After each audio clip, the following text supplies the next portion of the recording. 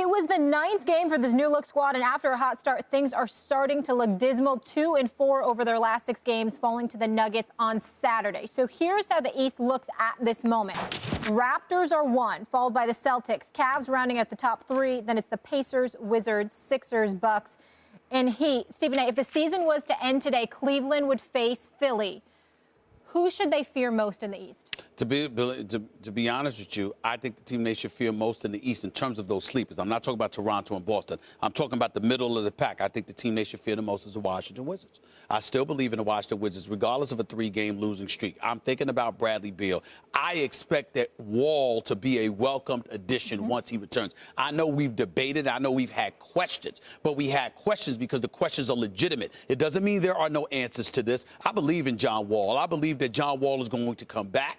I believe he's going to answer the bell. I think he's going to put the basketball world on notice that y'all must have forgot, so I'm here to remind y'all. I think the team will galvanize around him to some degree, particularly since this 3-game losing streak has sorely shown how much they need him. And I think the combination of the elevation of Otto Porter and Kelly Oubre, I like what I'm seeing from these guys. And listen, we saw Marcus Morris perform for Boston on Saturday night.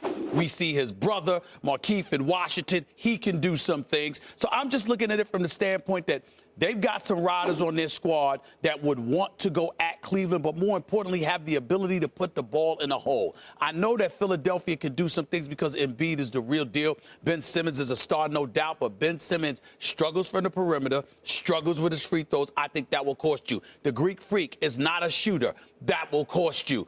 Indiana doesn't have the squad. They've got an all-star in Oladipo, and Nate McMillan is doing a fabulous job, but they need more. And then not only that, you could say Miami, too, because I'm not going to sleep on Miami. Miami's been my sleep all year. And the fact that they had added Dwayne Wade back to the squad, I'm not sleeping on them by any stretch.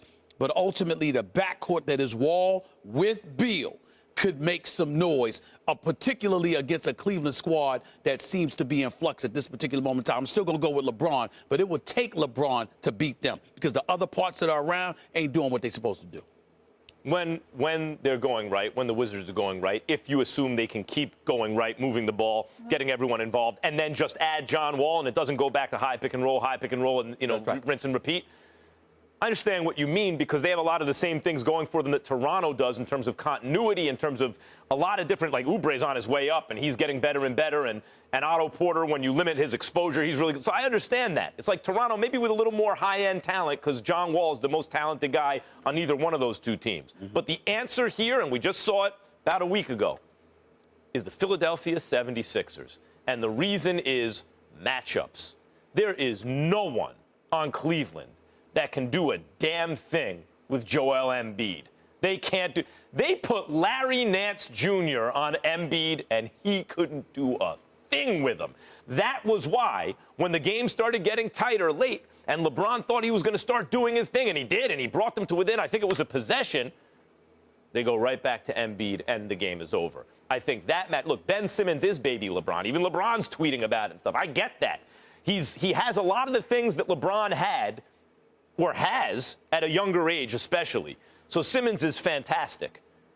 But Embiid is unanswerable on the Cavs. There's nothing they can do against that guy. And I remember talking about Kristaps Porzingis on this show, Stephen A., and saying he's the kind of player about whom GMs meet in the offseason in his conference, and their central focus is, what are we going to do about that guy?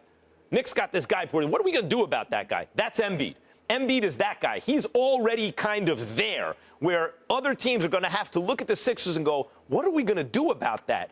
And the answer for the Cavs is not a whole lot. I don't know what the Cavs do about that. Yes, because of LeBron, they'll still be favored. But of all the teams we've mentioned, let's take Toronto out, let's take Boston out. We're talking about teams that the Cavs will likely meet early in the playoffs. The Sixers are the ones I wouldn't want to face if I was Cleveland. Well, listen, you say that because Embiid is the real deal, but let's keep in mind that if you were the Cleveland Cavaliers and you were going up against Wall and Beal and the Washington Wizards, LeBron hasn't faced a duo of all-stars in the first round since like 2007, 2008.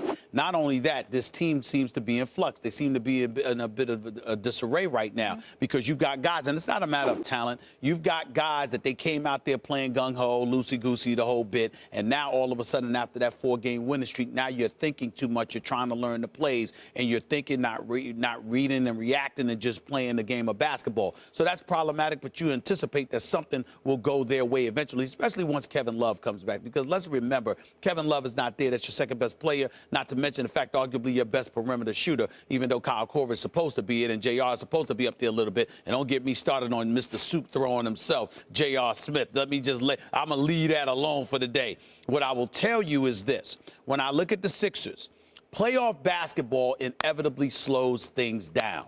The game becomes more physical. You get to go to the free throw line. And that, to me, is the Achilles heel for Ben Simmons. As the game slows, it doesn't necessarily work to his advantage in my estimation. The more you're able to push the ball up the floor, the better it facilitates his success. The slower the game is, the more it works against him because it forces him to be more of a shooter. It forces him to be more of a free throw shooter. And those are the kind of things that cost you